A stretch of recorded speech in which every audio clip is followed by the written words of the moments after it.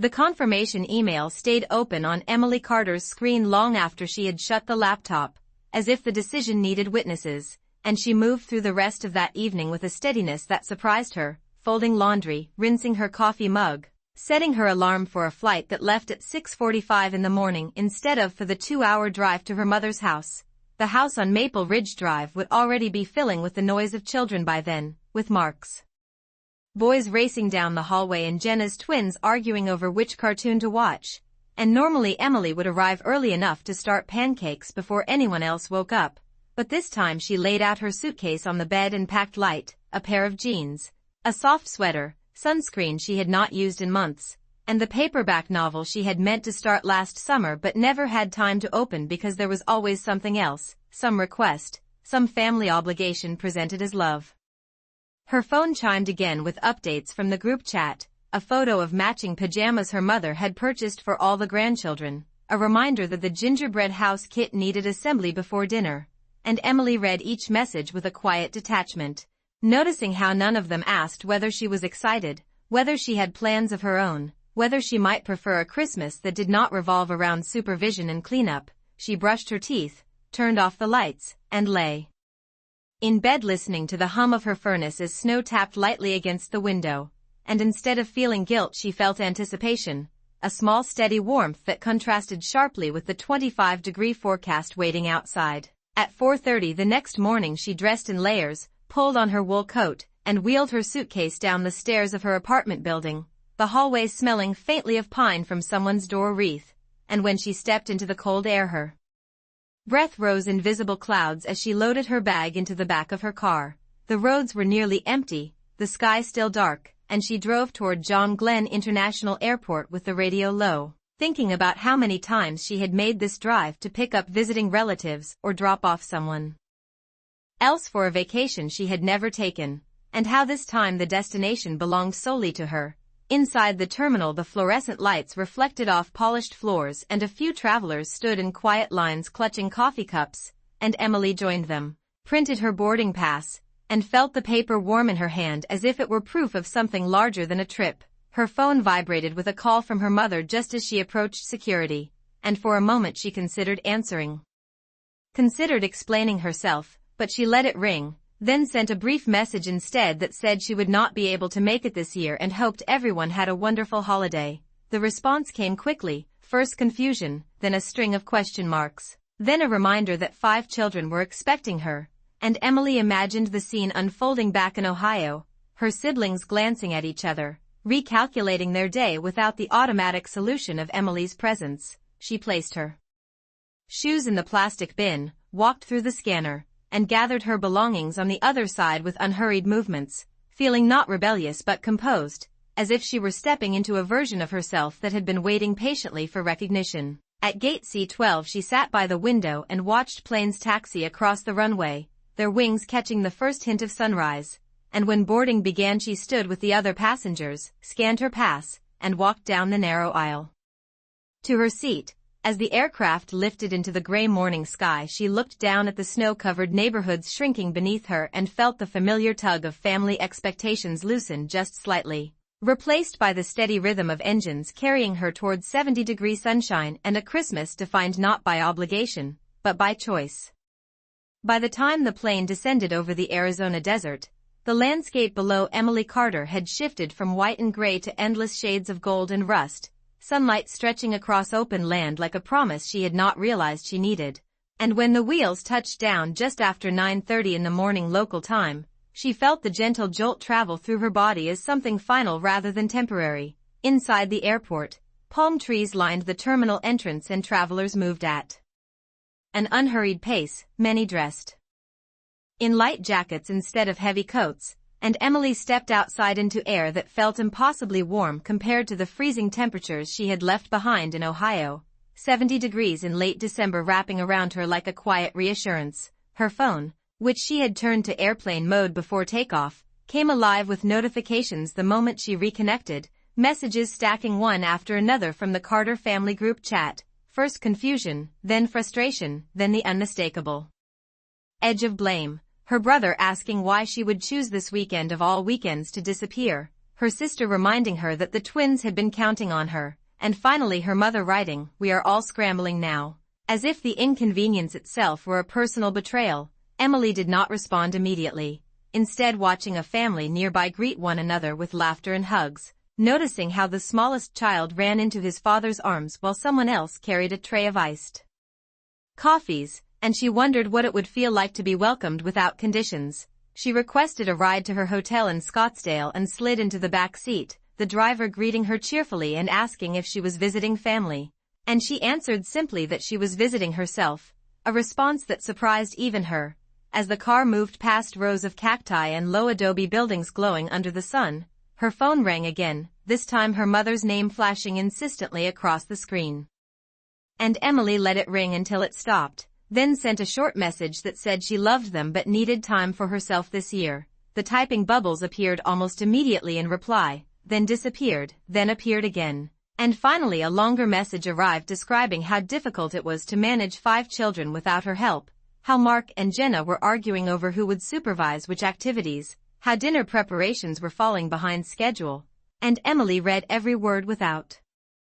anger, only with a growing awareness of how automatically her presence had been used as a solution. When she reached her hotel she checked in, accepted a small map of nearby walking trails from the front desk clerk, and rode the elevator up to her room, where sunlight poured in through wide windows and cast bright rectangles across the carpet. She set her suitcase down, removed her coat, and stood still for a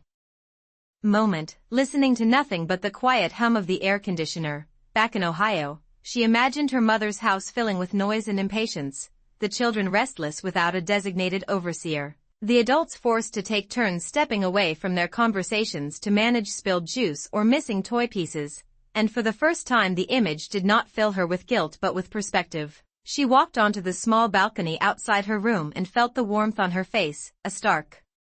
contrast to the biting wind she would have been standing in had she driven north to Maple Ridge Drive. And when another message buzzed on her phone, this one shorter and more pointed, asking whether she thought this was funny, she placed the device on the table and let it sit untouched. Instead she took a deep breath, noticing the scent of sun-warmed stone and distant citrus trees, and realized that while her family adjusted to an unexpected Christmas, she was adjusting to something just as unfamiliar, the simple fact that she had chosen herself without apology, and that choice, quiet and steady as the desert horizon before her, felt larger than any argument waiting on the other side of her screen. Christmas morning arrived in Scottsdale with the same unfiltered sunlight, but something inside Emily Carter had shifted from quiet observation to deliberate clarity, and she woke before her alarm, not because someone needed her, but because she had slept deeply for the first time in months. She made coffee in the small machine provided in her hotel room, stood barefoot near the window, and watched the city stretch awake below her, palm trees casting long shadows over sidewalks where families walked without hurry. Her phone remained silent for several minutes, an unfamiliar stillness that felt almost respectful, until a notification appeared from her mother, not in the family group chat but in a private message, and when Emily opened it she saw a short sentence that read, "We made it through," followed by a second message a few moments later that added, "It was different this year." Emily read the words slowly, noticing what was not included. There was no accusation, no reminder of responsibilities, no list of inconveniences, only a quiet acknowledgement that the holiday had unfolded without her. She imagined the scene back in Ohio, Mark attempting to assemble a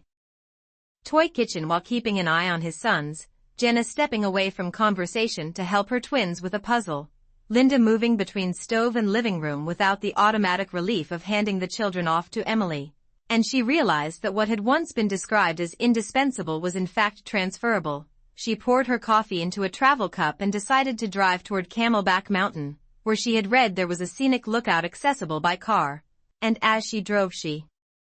considered how many times she had driven toward obligation instead of curiosity. The road curved gently upward, revealing wider views of the valley below, and when she parked she stepped out into air that felt warm even in late December, a light breeze brushing against her sweater. She stood at the overlook and allowed herself to think about the word family, how often it had been paired with sacrifice, how rarely it had been paired with balance. Growing up, she had learned that being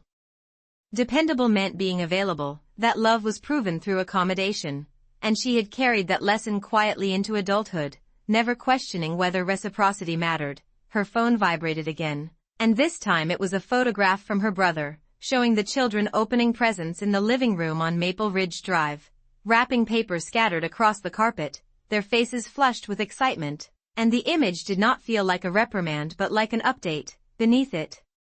Mark had written, "They asked about you," and after a moment, added, "We handled it." Emily felt a small smile form, not out of victory, but out of recognition that something fundamental had shifted. She typed back a message wishing them a joyful day and saying she would call that evening, then placed the phone back into her pocket and turned toward the horizon. The desert stretched wide and uninterrupted before her, no walls, no closed doors, only open space and distant mountains. She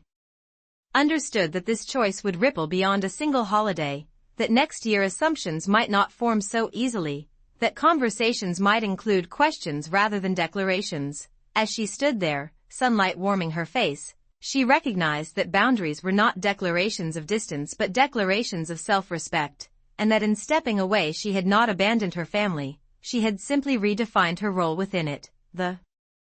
wind moved softly across the overlook, carrying the faint scent of dry earth, and Emily breathed deeply, aware that when she returned to Ohio the snow would still be there, the house on Maple Ridge Drive would still host gatherings, and her family would still need one another. But something subtle and steady had changed, and that change began not with confrontation, but with a plane ticket purchased in quiet certainty. The afternoon sun began to lower over Scottsdale, turning the sky into a softer shade of gold, and Emily Carter returned to her hotel room with a calm that felt earned rather than borrowed. Setting her sunglasses on the small desk and noticing how quiet the space remained without a single request waiting for her, she ordered a simple dinner from a nearby restaurant, grilled chicken with roasted vegetables and a side of rice, and ate slowly at the small table by the window, something she had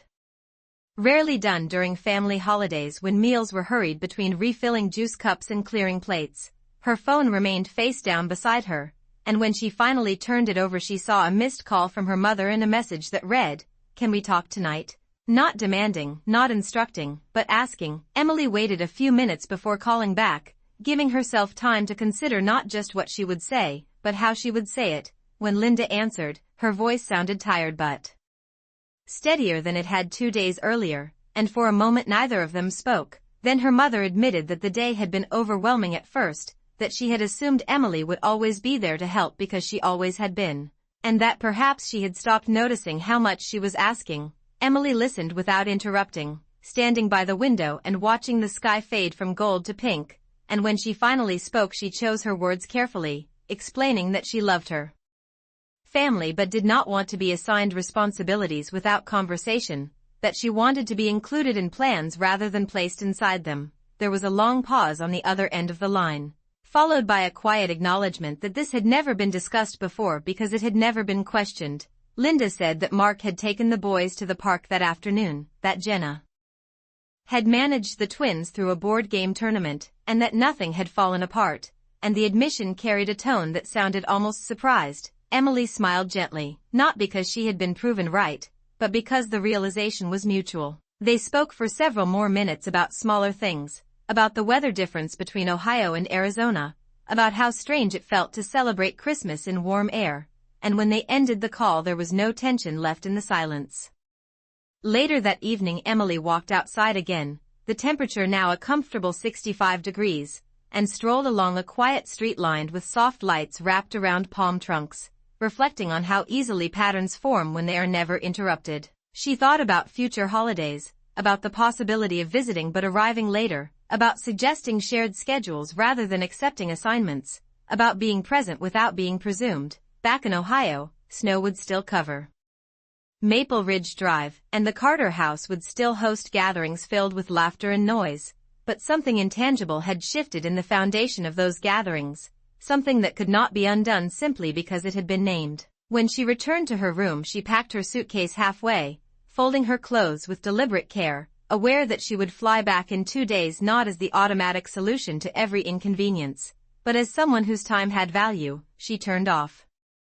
the lights and lay down, the room quiet except for the faint hum of the air conditioner, and as she closed her eyes she understood that this holiday had not been about escape. it had been about recalibration. About learning that stepping away did not weaken bonds, it clarified them, and in that clarity she found not distance, but balance. 2 days later, when Emily Carter's return flight lifted off from Phoenix Sky Harbor just after noon, she felt the difference in herself more clearly than she had felt the change in temperature. The desert sunlight fell away beneath the wing as the plane climbed into a pale winter sky, and she rested her forehead lightly against the window, watching the landscape shift from warm earth tones to clouds that looked like untouched snow. She was not returning defeated, nor triumphant, but steadier. And that steadiness felt new. During the flight she opened her laptop and reviewed her calendar for January, noticing how often she had automatically marked holidays and family events without hesitation, leaving no space for her own plans, and she began adjusting small things, blocking out weekends for personal projects, scheduling a solo trip she had postponed for years, and making a quiet commitment to ask questions before agreeing to anything. When the plane landed in Columbus in the late afternoon, the familiar gray sky greeted her, the temperature just below freezing, and as she walked through the terminal she noticed how the air felt sharper against her face than it had before she left, as if reminding her that comfort and discomfort could exist in the same place depending on how one carried them. Her phone buzzed with a message from Mark that read, "Drive safe," followed by another from Jenna that said, "We should talk soon," and she recognized the difference in tone, no longer directives but invitations. By the time she reached her apartment, the snow along the sidewalks had hardened into thin layers of ice, and she climbed the stairs carefully, unlocking her door to the same quiet living room she had left behind. The Christmas tree still stood in the corner, lights unplugged, ornaments catching the faint glow from the street lamp outside, and she plugged the lights back in, watching them flicker to life, no longer blinking with impatience but simply glowing. Later that evening her mother called again, and this time the conversation felt different from any they had shared before. Linda admitted that the house had felt chaotic at first, that she had relied on Emily out of habit rather than fairness, and that perhaps it was time for everyone to share responsibility more evenly. Emily listened and then responded calmly, explaining that she wanted to continue being part of family gatherings, but not as the default caretaker, that she needed her presence to be a choice rather than an assumption. Her mother agreed, not immediately, but thoughtfully, and for the first time the word we entered the discussion in a balanced way. After they hung up, Emily stood by the window of her apartment and looked out at the quiet street, snow reflecting the pale light of evening, and she felt something subtle settle into place. She understood that change rarely arrived through confrontation alone, that sometimes it required distance to reveal imbalance, and that by stepping away she had allowed space for reflection on both sides. In the days that followed, small shifts continued. Mark texted to ask if she would like to join a movie night in January instead of assuming she would supervise the children. Jenna asked her opinion about scheduling future holidays before confirming dates, and even Linda paused before making plans, asking rather than assigning. These adjustments were not dramatic, but they were real. Emily unpacked her suitcase slowly, folding away the sweater she had worn in the desert warmth, and placed the sunscreen back into a drawer as a quiet reminder that she could choose sunlight when she needed it. The Carter family had not changed overnight, but the pattern had been interrupted, and that interruption had created a new rhythm, one built not on silent expectation but on conversation. As she turned off the lights and prepared for bed, the apartment felt different, not because it had changed physically, but because she had returned to it carrying clarity instead of obligation, and that clarity, steady and unspoken, marked the true beginning of a more balanced future. January settled over Columbus with a steady gray sky and sidewalks lined with packed snow, but inside Emily Carter's apartment the air felt lighter than it had in years, and the shift was not dramatic enough for anyone else to name, yet steady enough for her to feel each morning when she opened her calendar and chose how to fill her time. The first Sunday after New Year's Day, her mother hosted a smaller gathering at the house on Maple Ridge Drive, and this time the invitation arrived as a question rather than an instruction, asking if Emily would like to come for dinner at 4 o'clock and stay as long as she wished. She read the message twice, noticing the difference in tone, and replied that she would arrive closer to 5 because she had plans earlier that afternoon. Those plans were simple: A long walk along the Scioto Mile followed by an hour at a coffee shop with her laptop open for a personal writing project she had postponed for months, but they were hers, chosen deliberately, and when she arrived at her mother's house the driveway was already filled with cars, children's voices echoing from inside. The front door opened before she knocked, her mother greeting her with a hug that felt familiar but not expectant, and inside the living room Mark was helping one of his sons tie his shoelaces while Jenna was explaining the rules of a card game to the twins, no one scanning the room for Emily as the automatic solution. She hung her coat by the door and stepped into the warmth, noticing how the rhythm of the house continued without shifting toward her, and for the first time she felt like a guest rather than staff. During dinner her mother asked about the desert weather and whether she had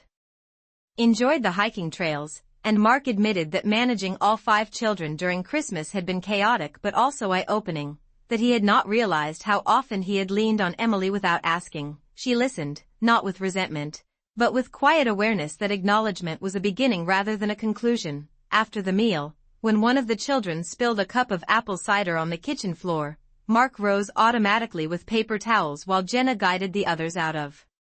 the way, and no one turned toward Emily for direction. She remained seated, finishing her conversation with her mother about travel plans for the spring, aware that the system had adjusted, not because she demanded it, but because she had stepped outside it long enough for everyone to see its imbalance. Later that evening, as she prepared to leave, her mother walked her to the door and said she appreciated that Emily had spoken up instead of quietly building resentment, and that the holiday had been a reminder that love required listening as much as it required helping. The air outside was cold enough to sting her cheeks as she walked to her car, breath visible in the dark, and as she drove home through familiar streets she reflected on how small decisions often carry consequences larger than their appearance. Nothing had fractured, no ties had been severed, but the unspoken agreement that her time belonged to everyone else had dissolved. Back in her apartment she plugged in her tree lights once more, the soft glow reflecting off the window, and sat down at her desk to continue the writing project she had begun before leaving for Arizona. Her phone remained silent, not because she was ignored, but because she was no longer presumed, and in that quiet she recognized that the real change had not been the plane ticket or the desert sun, but the moment she chose to treat her own time as worthy of protection. The snow outside remained thick and unmoving, but inside, something essential had shifted permanently, steady as the light now filling the room. By the time February arrived in Columbus, the snow along the sidewalks had begun to melt into uneven gray patches, and Emily Carter noticed that the change in weather mirrored the shift that had taken root inside her family, subtle but unmistakable. Sunday dinners at the house on Maple Ridge Drive continued, but they no longer revolved around silent expectations, and when plans were made, her mother now paused long enough to ask who was available rather than announcing assignments. One evening, as Emily sat at her kitchen table reviewing a proposal for a freelance project she had recently accepted, her phone buzzed with a group message about spring break, and instead of seeing a detailed schedule with her name already attached to childcare duties, she saw a simple question: who wants to do what this year? She stared at the message for a moment, recognizing how ordinary it appeared and how extraordinary it felt. She replied that she would be out of town for part of that week because she had booked a short trip to Santa Fe, something she had once considered impractical but now viewed as entirely reasonable, and the response came back with no resistance, only a thumbs up from Mark and a note from Jenna asking her to send photos. A few days later her mother invited her over for coffee, just the two of them, and when Emily arrived the house felt calmer than it had during the holidays, sunlight falling across the dining room table where Linda had placed 2 mugs and a small plate of cookies. They sat across from each other without the distraction of children or noise, and her mother admitted that the Christmas experience had forced her to reconsider how often she had relied on Emily without realizing it. That habit had replaced intention, and that she had confused willingness with obligation. Emily listened, her hands wrapped around the warmth of her mug, and explained that stepping away had not been about escape but about balance, that she wanted to be present. Without being presumed, the conversation unfolded without tension, both of them speaking more carefully than they had in the past, aware that clarity required patience. Outside the window, snow slid slowly from the roof as the sun warmed it, small drops falling to the ground in steady rhythm, and Emily felt a quiet parallel in that melting. An old pattern dissolving not through force but through exposure. In the weeks that followed, family gatherings continued with shared responsibility distributed more evenly, and Emily noticed that when one of the children needed help tying shoes or finding a lost toy, the adults around her responded instinctively rather than looking toward her. She participated when she wanted to, played board games with her nephews, helped her nieces with homework. But she also left early when she had other plans, no longer offering apologies for protecting her time. One evening, as she walked back to her car after dinner, her mother called out from the porch, reminding her to drive safely and adding, almost as an afterthought, that she was proud of her for taking care of herself. The words settled gently rather than heavily, and Emily understood that the real outcome of that winter holiday had not been conflict, but conversation. She returned to her apartment, placed her keys on the counter, and glanced at the small calendar on her wall where upcoming trips and projects were marked in ink she had chosen herself. The room was quiet, not empty, and she recognized that boundaries had not distanced her from her family but had clarified her place within it. As she turned on the lamp beside her couch and sat down with her notebook, she realized that nothing dramatic had needed to happen for change to occur, only a single decision carried out without anger and without apology. And that decision had reshaped not only one holiday, but the rhythm of her life going forward, steady and deliberate, like the slow thaw of winter giving way to a season she had finally allowed herself to define.